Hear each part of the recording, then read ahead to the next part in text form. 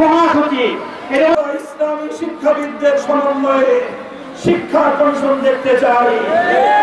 আমাদের এই শান্তিপ্রিয় কথা যদি কর্ণপাত না করা হয়, এরপরে আমরা প্রয়োজনে আমরা আন্দোলন করব, রাজপথে নামব, প্রয়োজনে শাপলা চত্বরে যাব, আমাদের রক্তের মাধ্যমে কারবালা তৈরি হবে।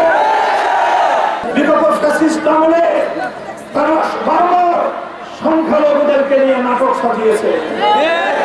রাতের বেলায় শেখ হাসিনার দোসররা কালনাগিনী হয়ে সংখ্যালঘুদেরকে ছবল মারত, আবার দিনের আলোতে ওঝা হয়ে তারা থাকতে আসতো। 5ই আগস্টের পর এখন আর এই নাটকের নায়ক নায়িকারা নাই।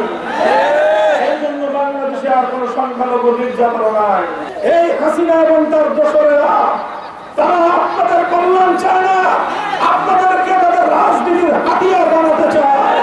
৭১-এর মুক্তিযুদ্ধের চেতনা পরিপন্থী একটি সংবিধান প্রণয়ন করার মধ্য দিয়ে বাংলাদেশের মানুষকে দীর্ঘ 8 শতাব্দীকাল পর্যন্ত শাসনের নামে শোষণ করা হয়েছে। ইসলাম বিরোধী চক্র পতিত ফ্যাসিবাদী হাসিনার দোসররা তারা বাংলাদেশের মসনদ থেকে উদ্ধার হয়েছে, কিন্তু এখনো পর্যন্ত তাদের ষড়যন্ত্র বন্ধ হয় না। এখন আমার খুব ক্ষুধা লাগছে, আমি খাবো। কি কি রান্না করছো? আসো দেখো। খুবই ভালো রান্না করছো। আমি তো মাঝে মাঝে চিন্তা করি আমি রান্না কেন করি, তোমারই করা উচিত। হার্ড ওয়ার্ক করুন লাগবো। আমি এই চাকরি করবো না, ছেড়ে দিচ্ছি। আমি প্রেগনেন্ট। একজনের উপার্জন দিয়ে কি এই ঢাকা শহরে একটা ফ্যামিলি চলে?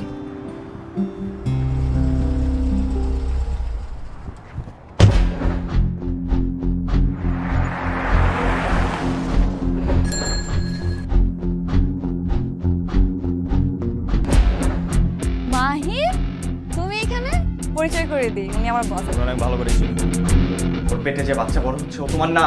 ওর বেঁচে থাকার কোনো অধিকার নেই। ওকে খুন করো।